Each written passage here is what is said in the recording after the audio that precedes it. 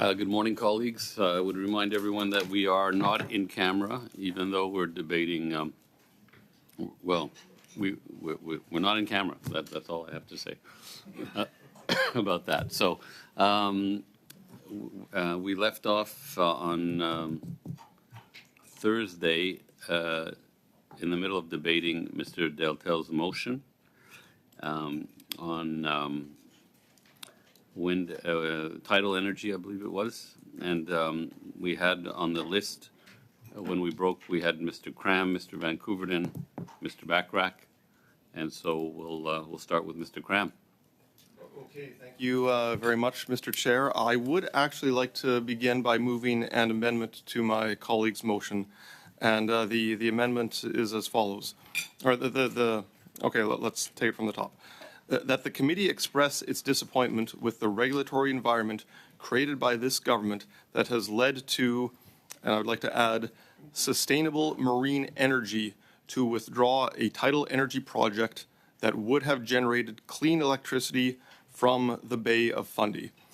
And then I would like to cross out the words tidal power projects pulling out of Canada. And then the remainder of the motion remains as is. And the reason for this is, and I believe my colleague Mr. Perkins spoke about this at length at our previous meeting, that sustainable marine energy was the particular project that was certainly in the news and certainly had the most potential for generating clean electricity, and was the subject of I believe it was 3 years of back and forth between this company and the Department of Fisheries and Oceans, and that one incident really highlighted the trouble with the regulatory environment at DFO and in other government departments. And so I believe the amendment is being circulated right now in both official languages, and I think that by focusing on this one particular project that really highlights these problems, that would be beneficial for improving the regulatory process. So that's my amendment, Mr. Thank Chair. you, Mr. Cram, and thank you for the clarity of presentation here. It helps us all, and I believe that the motion with the amendment that Mr. Cram is putting forward is being circulated at the moment. So now we will go to debate the amendment, and that means I'll have to divert from the speakers list, which I will come back to. We have Mr. Mazier, Mr. Perkins, and anyone else. Would anyone else like to speak to the amendment? I don't see anyone else, but who knows? We'll start with Mr. Mazier. Thank you, Chair. And I guess just to keep on continuing on with my colleague's amendment here. So sustainable marine energy was the actual project here, or the project that was in question. So I'm just going to read a CBC article entitled "Tidal Power Developer Slams DFO for Years of Delays, Stops Application for Nova Scotia Project." And it's the CBC News, March 21st, 2023. The CEO of Sustainable Marine Energy, a company based in Scotland with an office in Dartmouth, says his company is stepping back from its application for a site with the non-profit Fundy Ocean Research for Energy, or FORCE, near Parsboro, Nova Scotia. And here's a quote starts. "We have notified the Department of Fisheries and Oceans that we are withdrawing what is now our third application for authorization," said Jason Heyman. "We have been working for about 3 years to get authorization from DFO to deliver our project. We are basically coming up against a brick wall," end quote. He goes on, and so expansion plans are halted, right? So he goes on, start the quote. "Right now, we are trying to work with our project partners and stakeholders and look at our options," said Heyman. "We would like to remain in Nova Scotia if we can find projects to deliver, but that's proving to be quite difficult at the moment." So the article goes on, and then, of course, this is what this amendment and motion's all about. Is as far as what this kind of atmosphere this government has created. This is another blow to the tidal power industry. Heyman says his company, this is going on from the article now, Heyman says his company has sunk $30 million into their work to use tidal power to generate electricity electricity from the Bay of Fundy and have also been granted millions of dollars in federal government funding. Sustainable Marine's decision is a blow to the tidal power industry, said Force Executive Director Lindsay Bennett. We are so start the quote from Ms. Bennett, we are very aware of the need to build a clear regulatory path for marine renewables, said Bennett. Continues on with the quote, every project has unique challenges, but right now Canada is missing a clear regulatory process. If we're going to fight climate change with marine renewables, we need one, end quote. And I think this just goes on, and we've been saying I know on our side for a very long time, and this is the problem when governments get too big, get too authoritative, get too much of that top-down type of approach.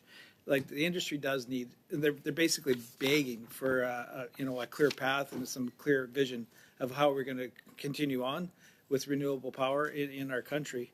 And they need a clear framework. And I really do think that this is why this motion is so important, and this committee does send a clear signal back to the government that it better get its act together. So thank you.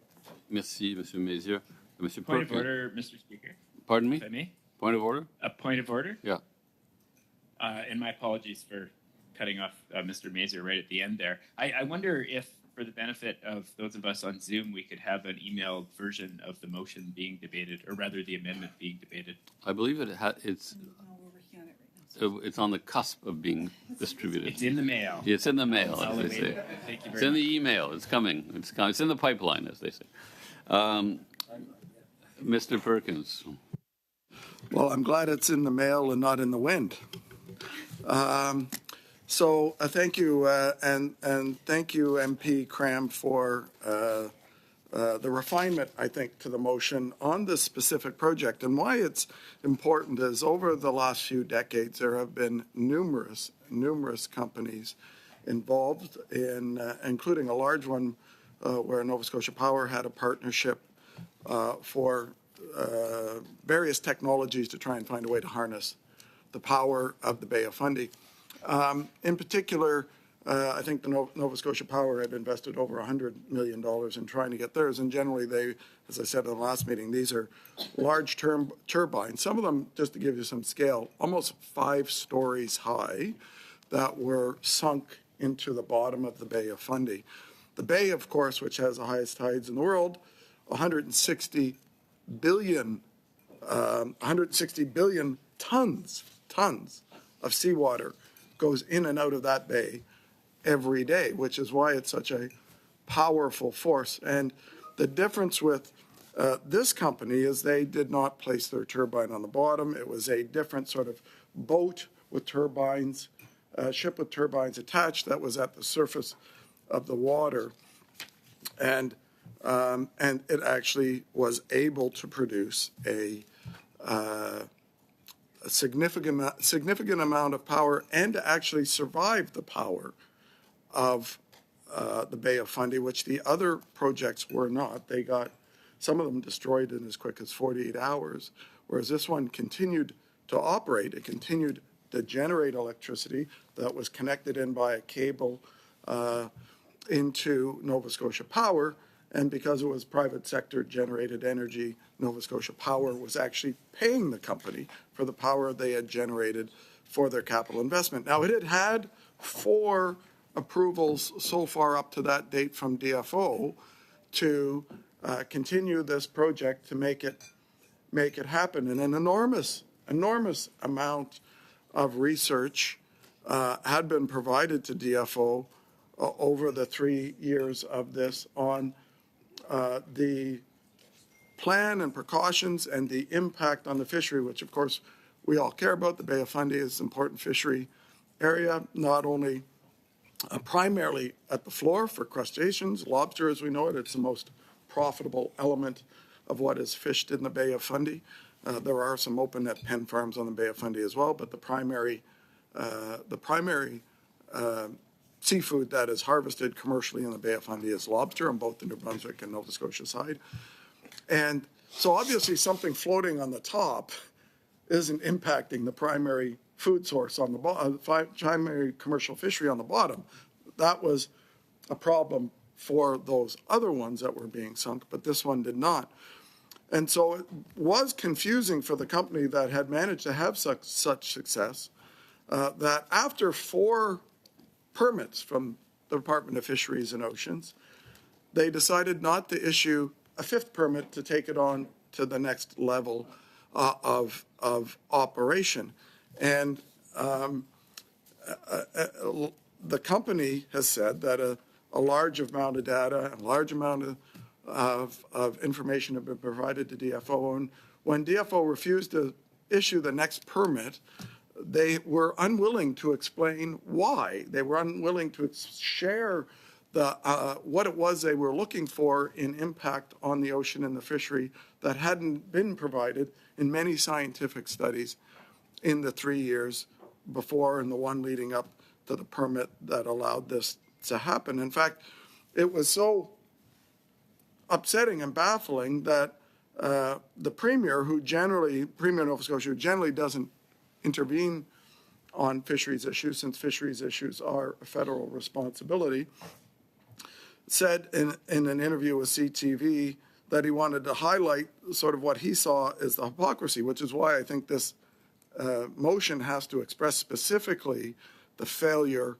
of the government on this project to move forward, rather than the broader previous motion, which just talked about all tidal projects, because there are other tidal projects with, turbines being sunk at the bottom that are still being tried. But this only successful one dealt with this project, which is why the refinement to the motion. And the Premier said, and I quote, "We just need the federal government to wake up on this. It's really ridiculous what happened here. If their ultimate objective is really and sincerely to protect the planet and green the grid, then it's not through a carbon tax. It's actually through generating green energy through tidal, through wind, through solar, all these mechanisms." Meanwhile, the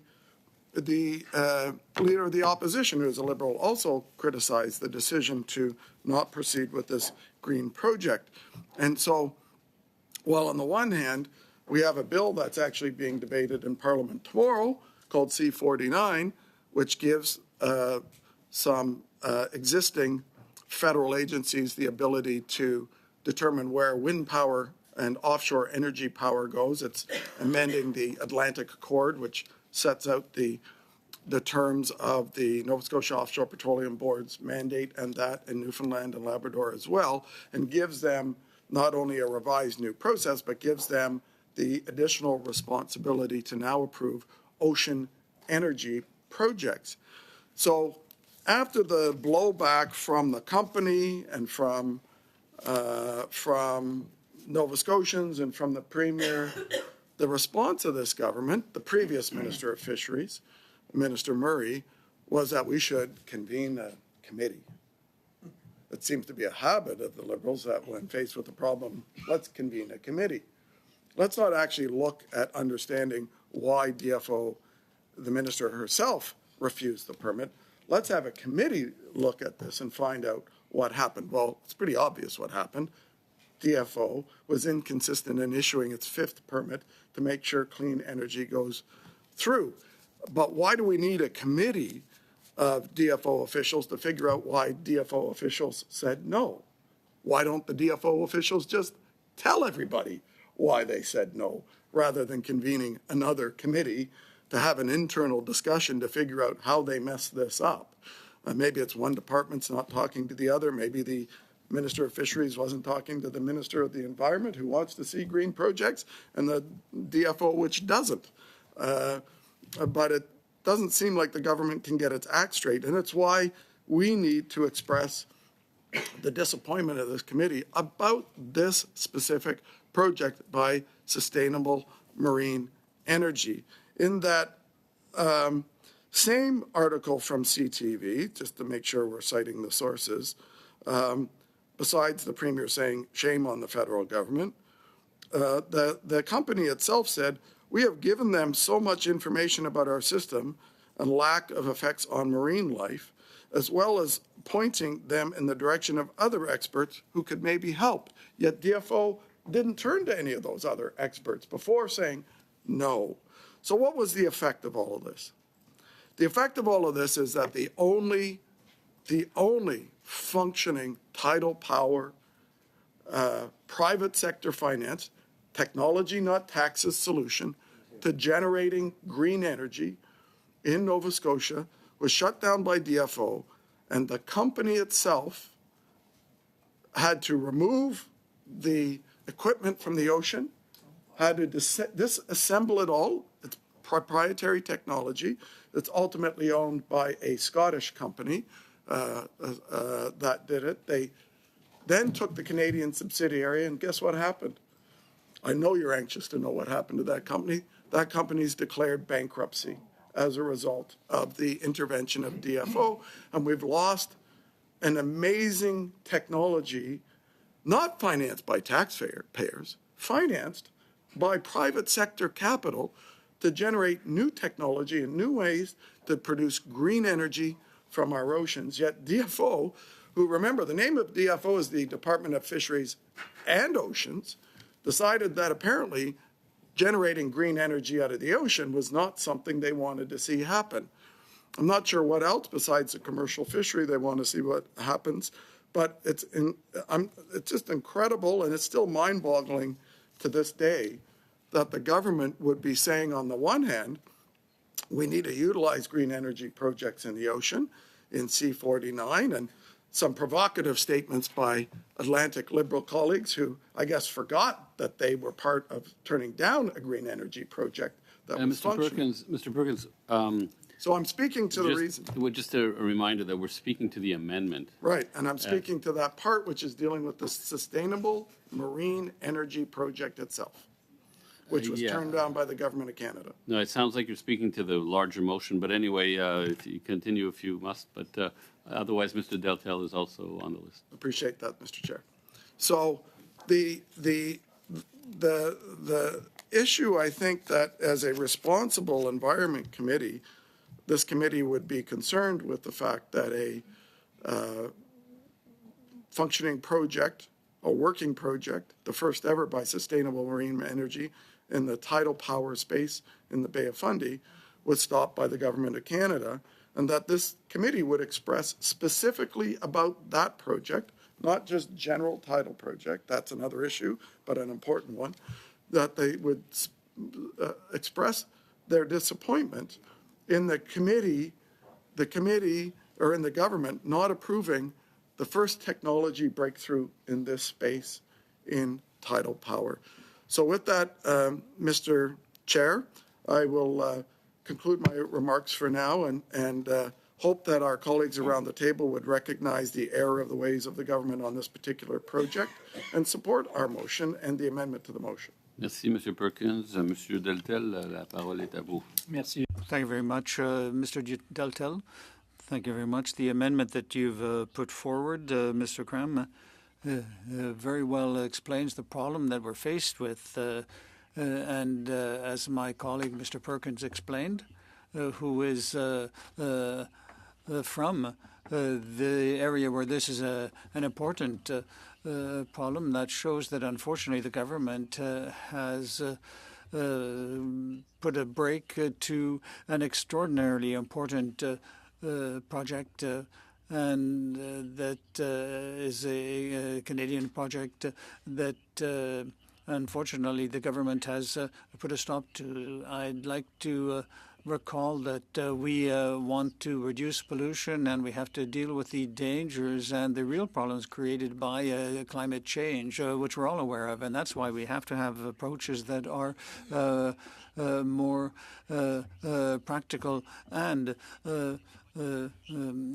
we should not have discussions that are based on ideology. We have to have concrete actions with real results. And that's exactly what the leader of the official opposition said at his statement in Quebec City, that we have to make real changes and important changes, and we have to adopt positive measures to counter the real excesses caused by climate change. And this is something that he said in Quebec City on 1 September. And so we have to invest in new technologies, and that's what we have here with the tidal energy project. And in Quebec, we've had projects where we wanted to use tides for clean energy. And in Quebec, we don't have strong enough tides. We tried to do it. It didn't work. But that meant that we could improve the technology and the science. And we've seen results in New Nova Scotia. And so we have to invest in new technologies. This is what this is, this new project. And secondly, also in the same statement, we have to give a green light to green energy, and we have to have energy that's based on maintaining a clean environment. And and then there was also the reference to the advantage that Quebec has with regard to hydroelectricity, and the use of hydroelectricity, the advantage that Quebec has, all the various projects. There's a historic reality, which means that in Quebec we have exceptional green electrical engine energy. And this is why we have to use technology like we have with sustainable marine energy. And with this kind of energy, we can have green energy that's of use to everyone, as we heard from Mr. Crum. And so, yes, we have to give a green light to green energy and not the red light to the green energy like the government is doing. And thirdly, as in the same statement on 1 September, the Leader of the Opposition said that we also have to be proud of Canadian know-how. We have to export it, but above all, we have to exploit it and apply it with regard to our own natural resources, because natural resources, this is this also includes tidal energy. And even 10, 15 years ago, we tried to work on tidal energy because we couldn't really make it worthwhile. We couldn't really exploit fully tidal energy. But in the Bay of Fundy, as Mr. Perkins pointed out, who is also from the area, these are the most powerful tides anywhere in Canada. And the technologies that have been tried elsewhere have been applied in the Bay, and this is now a doable project with the Bay of Fundy. And it's a shame that the department has not authorize this project, and we keep going around in circles with this project, and there are just constant obstacles placed by the department, and this is not realistic, and it's not responsible for tangible results in green energy. Unfortunately, this project has been rejected, and I would stress that climate change is real. We have to have concrete actions to deal with the real problems created by climate change energy. And this is based on use of new technology. This is also based on giving green light to green energy. And it's also based on the fact that in Canada, we have everything we need to take full advantage of our resources. Because if we don't do it, other countries will do it, countries that do not have the same standards we do. And this means that if we abandon these kinds of projects, this is a lack of foresight on the part of the government. Thank you very much. And now I don't see anybody else wanting to take the floor with regard to the amendment, and I would suggest going to the vote on the amendment. Mr. Ali? Against? Madame Chatel? Contre. Mr. Longfield? Ms. Taylor-Roy? Contre. Mr. Van Coverden? Contre. Monsieur Datel? Pour. Mr. Cram? In favor. Mr. Perkins? In favor. Mr. Mazer? Madame Posey? Contre. Mr. Backrack? Opposed. 7 nays, 4 yeas. Et on revient. Oui. Yes. I have a new motion that I'd like to read. But we haven't an amendment to this motion, or No, a new motion. We have to finish this motion and we'll go back. Okay, sorry. Alors, l'amendement, So the amendment has been rejected. So we would come back now to the original motion.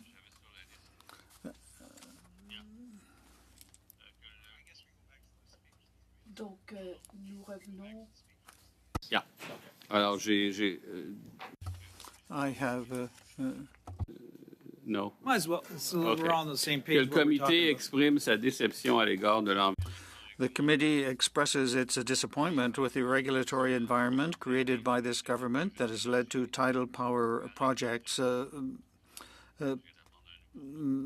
I've learned a new word, pulling out of Canada, and acknowledges that one of the primary factors contributing to the departure of these capital investments has been recent changes that have created an intricate regulatory landscape. So we will now continue to discuss this motion. And I have on the list Mr. Van Courden and Mr. Bacharach and Mr. Langfield. Okay, Mr. Van Couveren. I withdraw. Okay, Mr. Bacharach.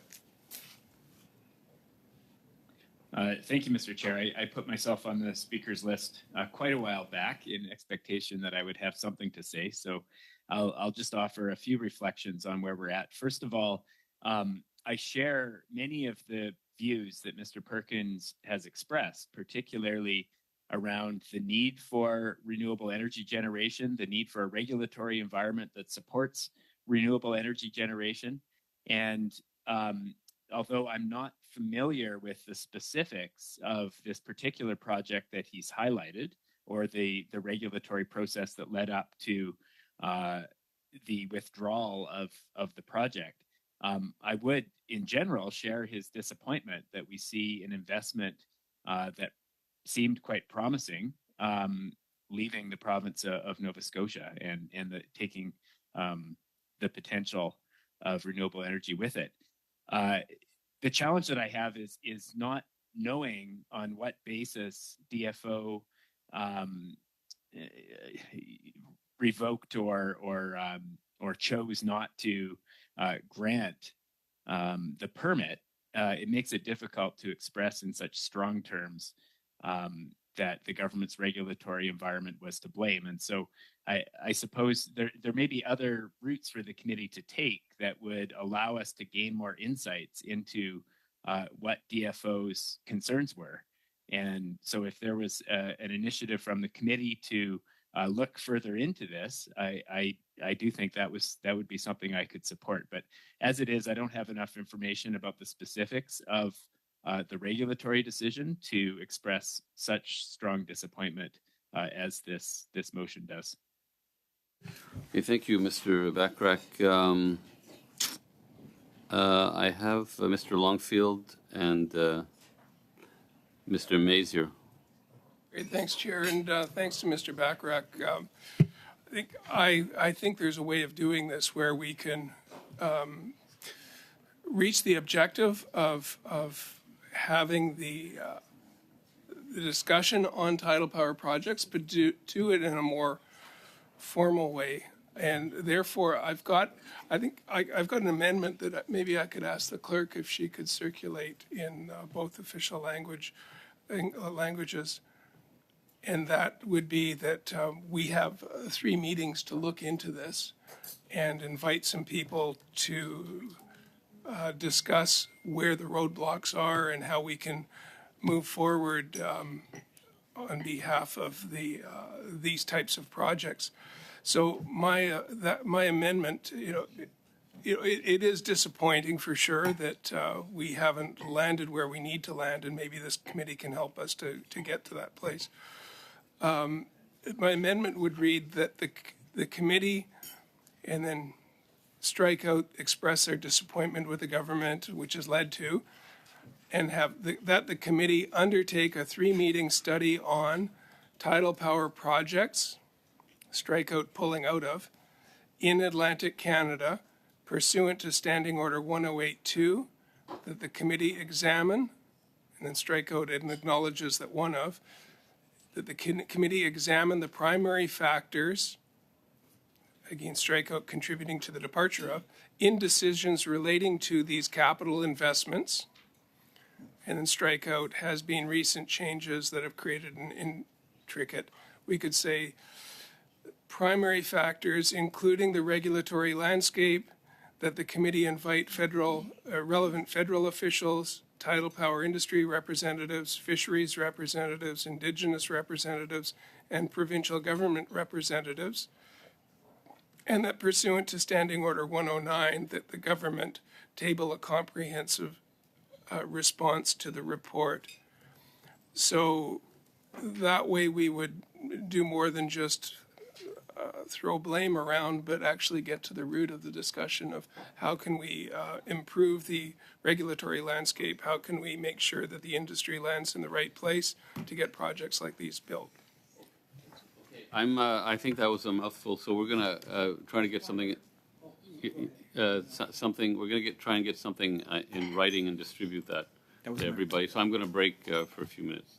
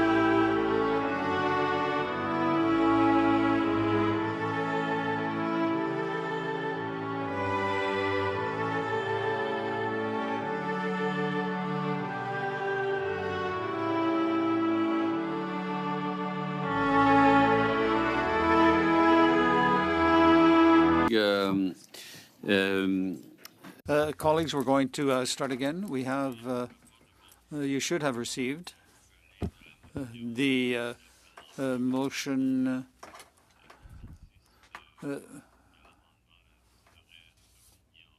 The new text is in yellow, and you should have received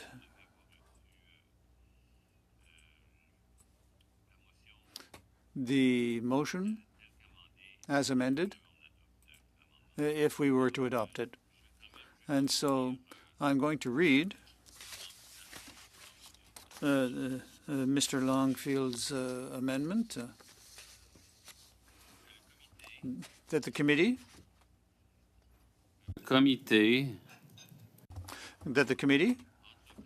undertake a 3-meeting study on tidal energy projects. It's not in yellow here. The tidal energy projects in Canada, in Atlantic Canada, in accordance with 108.2 of the rules, and that the committee study decisions relating to this investment.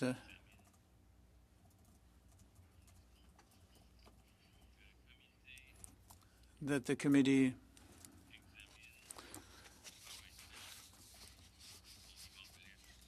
No, I think there's something missing. That the committee study the main factors in the decision relating to capital investment, including the regulatory framework for and with the participation of representatives of industry and the indigenous peoples, the provincial governments, and that the government provide a fulsome response. So this motion from Mr. Longfield is this is the version of Mr. Longfield's motion that we're going to be discussing. And Mr. Perkins? Okay, Mr. Perkins. Okay, so Mr. Perkins, and who else? So first? No, you've already provided that. Okay, Mr. Perkins, and I don't see any other names. Mr. Perkins, go ahead. Thank you, and thank you, Mr. Longfield, for the motion. I think we're supportive of the motion if we can, if I can propose a friendly amendment or an friendly amendment in which I think we've sent to the clerk, and after discussions with Mr. Longfield, we think it fits perhaps best after we're about halfway down where it says including the regulatory landscape. I think it's after that it would say, probably doesn't need to say including again, but not limited to the shutdown of the sustainable marine energy project.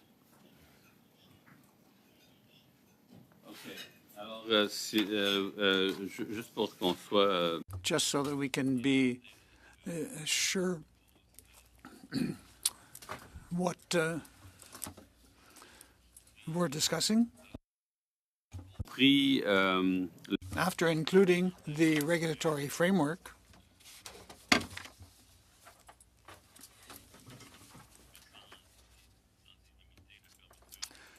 after the closing of the sustainable energy project, so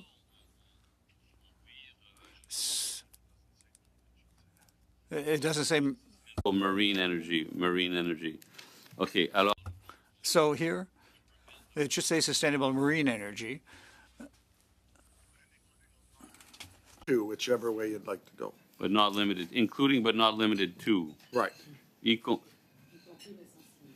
compris, mais including but not limited to the shutdown of the sustainable energy project. So there, marine, yes. We have to insert marine. So here,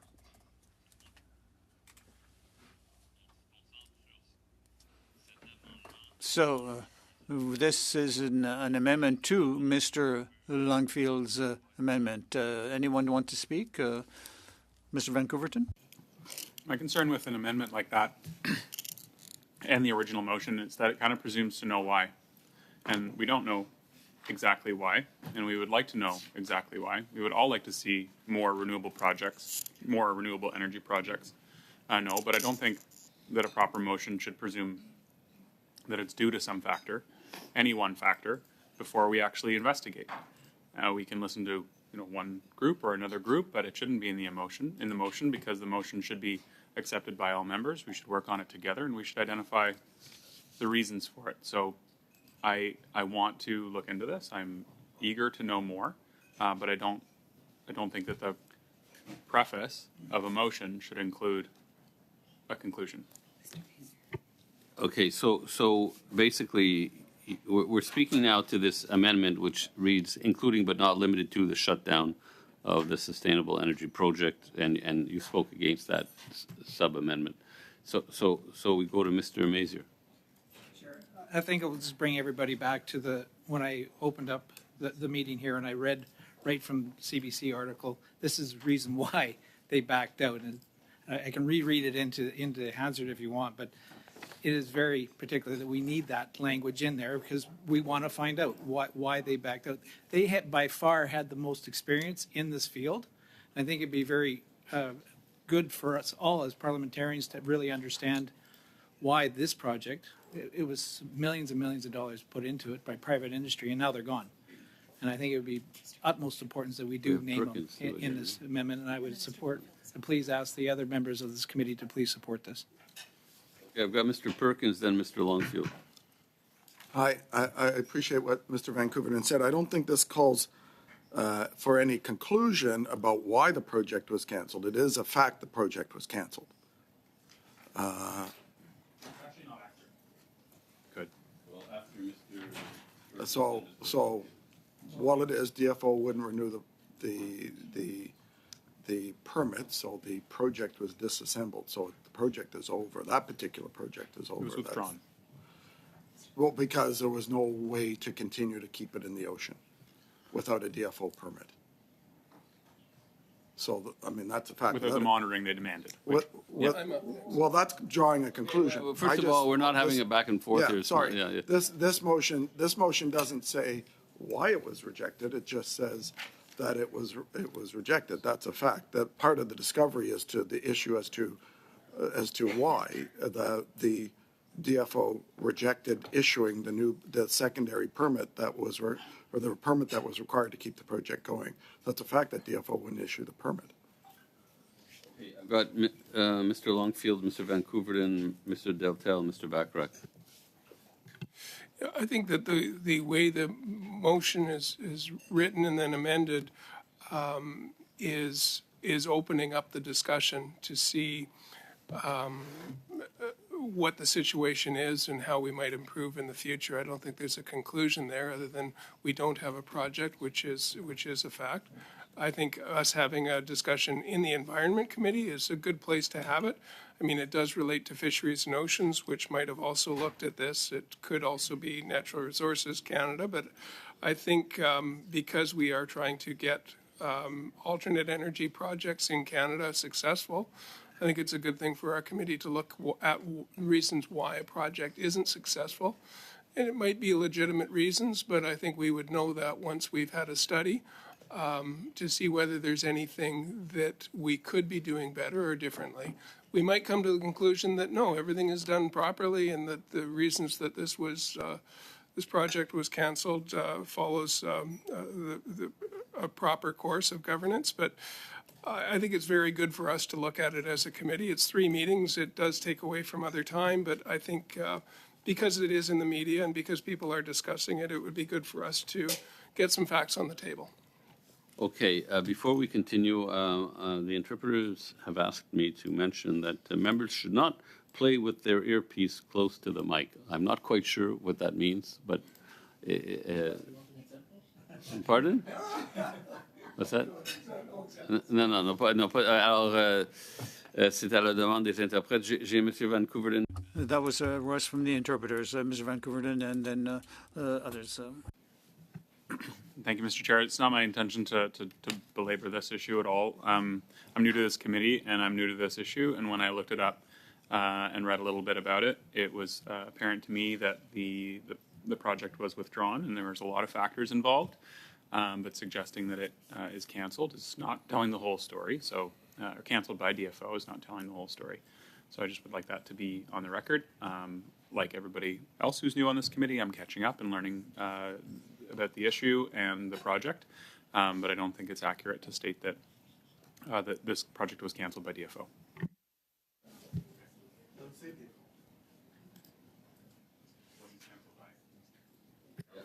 So we'll go to Mr. Deltel. Doesn't say who did. Merci beaucoup, Monsieur le Président. Écoutez, Thank you very much, Chair. I think that what's happening is very interesting. I think this is something that's very important with regard to the environment and energy, and we're continuing to learn. But tidal energy is something that has existed since the time that tides have existed. 10 or 15 years ago in Quebec, there was a project in the St. Lawrence with regard to, or close to Three Rivers. But as Mr. Perkins said, that the place in Canada where the tides are the strongest, even among the strongest in the world, this is the Bay of Fundy.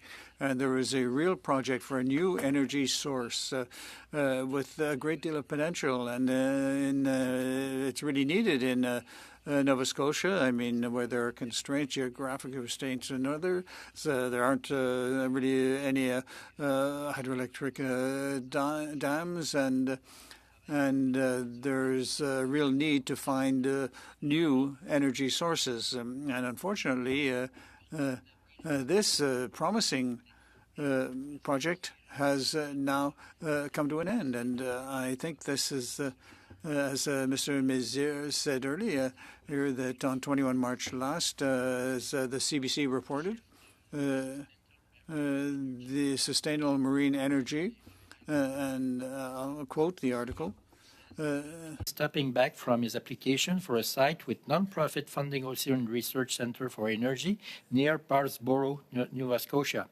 Et la déclaration suivante est celle la plus... And then the following statement is the most informative about the reasons for this stop. What is it, the Department of Fisheries and Oceans, that we are withdrawing what is now our third application for authorization, said Jason Avon. Quote, we have been working for about 3 years to get an authorization from DFO to deliver our project, but we are basically coming up against a brick of wall, unquote. Alors, vous avez celui... So you have the one who's responsible for the project. And then he says that they've just hit a brick wall with the department. And the result is that it's not going forward. And I think we have a responsibility in this committee to know what happened. And I don't think it's excessive to study this particular project as well, because this is the project that seemed to have the most promise in this area of Canada and with this resource in Canada. And after 3 years, they've hit a brick wall. And that's not how we're going to adopt and develop new technologies for green energy. And like I said, we have to have the green light for green energy. And this is very important for the people in Nova Scotia. And I think we have to understand why this is not being approved. Mr. Bacharach. Thank you, Mr. Chair. I'm highly motivated to bring this to a head, and it seems like there's broad agreement from the committee to hold hearings and to study this in greater depth. And really where we disagree is on any language that presupposes what the reasons were for the termination of the project. And so I do think that the goal here is to have the hearings. The goal is not to have a motion that somehow, can be used as a political tool. The goal is to get the information so that the committee can arrive at some conclusions about what the circumstances were that led to the loss of this investment and how we move forward together to promote and ensure that we have renewable energy investment in Canada. So, I think we're very close, and the sub amendment that's been offered, really the aim of it, if I understand it, is to refer specifically to the project, not to make it about tidal power in general, but to zero in and at least include in the scope the circumstances surrounding the specific project. And I think the word perhaps that triggered Mr. Vancouverden's concerns is the word shutdown, which of course the project can be shut down by the proponent or it can be shut down by the regulator. And in this case, we don't know much about those circumstances. So I would offer that if we removed the word shutdown and simply had the name of the project, so it said including but not limited to the Sustainable Marine Energy Project, I think we could probably all get together around that wording and draw this debate to a close and move on to having some hearings. So I'll offer that. I don't know if offering it formally as a sub amendment is going to raise the hackles of committee members, but I'll just offer that observation that if we got rid of the word shutdown, I think we would be there. Let me just look around the room to see if there's an appetite for an amendment from Mr. Bachrach, if he's willing to just remove the word, the shutdown of the, so that it reads properly. But wait, okay, so Mr. Bachrach, could you propose that? I don't think we even need to go to a vote if you propose it. Mr. Chair, I'd be happy to propose that we remove the word shutdown so that it would read, and let me just pull it up. So, including but not limited to the Sustainable Marine Energy Project. Yeah, so we actually have to remove the comma and remove shutdown of the, so that it reads properly, but I think everyone gets that. Right. So are we good, everyone? Okay. Without the word shutdown, I have Madame Posé, Mr. Cram. Non, maintenant que c'est amendé, monsieur. Now that it's amended, I don't want to take the floor. Thank you. Back to the main motion as amended. No, wait a minute. We're now going back to Mr. Longfield's amendment. And I think was Mr. Mazier on the list next on that? No? Okay, so would anyone like to speak to Mr. Longfield's amendment as amended? Where we add including but not limited to the Sustainable Marine, I think it's Marine Energy Project, so Sustainable Marine Energy Project. So would anyone like to speak to that? Madame Posé, okay.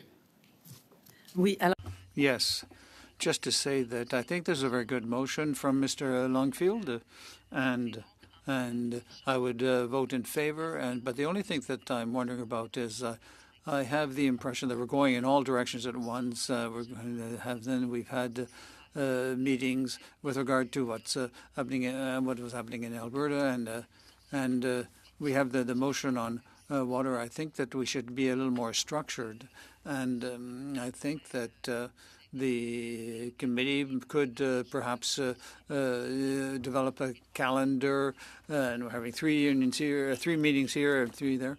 But as you said, we can establish a calendar. But with regard to this amendment as amended, can we vote on Mr. Longfield's motion? Yes. Madame Chatel? Oui. Mr. Longfield? Support. Ms. Taylor-Roy? Oui. Mr. Vancouverden? Support. Monsieur Datel? Pour. Mr. Cram? In favor. Mr. Perkins? Pour. Mr. Mazier? In favor. Madame Posé? En faveur. Mr. Bachrach? In favor. All in favor. Okay, can we now vote on this should be the final vote unless somebody proposes an amendment. But can we now vote on the motion as amended by Mr. Longfield and many, many other amendments? Yes, yes, yes. Okay, let me do my best here. Do you have it? Yeah. Okay. Okay. Okay. That the committee. Sorry. That the committee undertake a 3-meeting study on tidal power projects in Atlantic Canada pursuant to Standing Order 1082, semicolon, that the committee examine the primary factors and decisions related to these capital investments, including the regulatory landscape, semicolon, that the committee invite relevant federal officials, tidal power industry representatives, fisheries representatives, indigenous representatives, and provincial government representatives, and that pursuant to Standing Order 109, the government table a comprehensive response to the report. But we didn't, the including, after regulatory landscape, including the regulatory landscape, how would it, but not limited, and including, but not limited to the Sustainable Marine Energy Project. So that's how it reads. Can we have a vote? Mr. Ali? Yes. Madame Chatin? Oui. Mr. Longfield? Yes. Ms. Taylor-Roy? Oui. Mr. Van Coverden? Yes. Monsieur Datel? Oui. Mr. Cram? Mr. Perkins? Oui. Mr. Mazier? Oui. Madame Posey? Mr. Backrack? In favor. All in favor.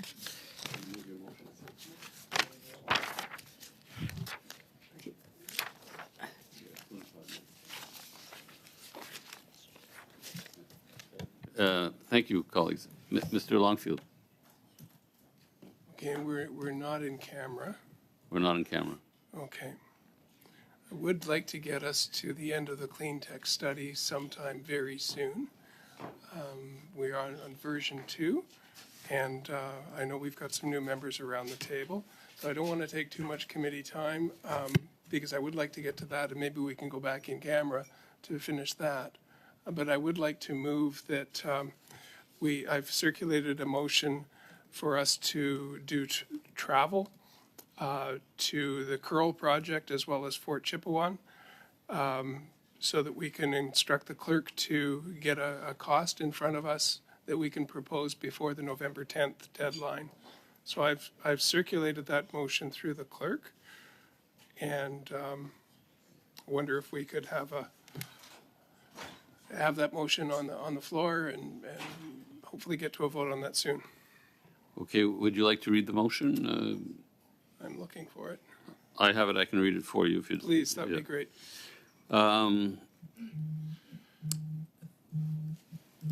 That the committee book travel to Fort McMurray and Fort Chipewyan to witness the environmental damage caused by the Curl Tailings Pond leak.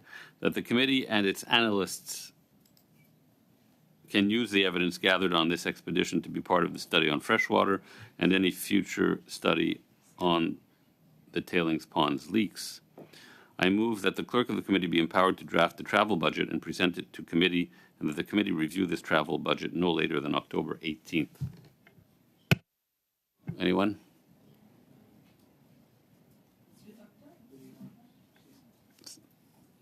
Ça, le 18 octobre, c'est un mercredi, donc 18 October is Wednesday, so we would adopt the budget maybe next week. Maybe we could. Otherwise, we would adopt it to send it to the liaison committee. And I think maybe the 17th, a Tuesday. No, but the motion is asking that we approve this budget. So it had to be the 17th, which would be before the 18th. Yes, because the deadline for the liaison committee is the 18th. Do we have to vote on that, or? Thank you, Mr. Longfield.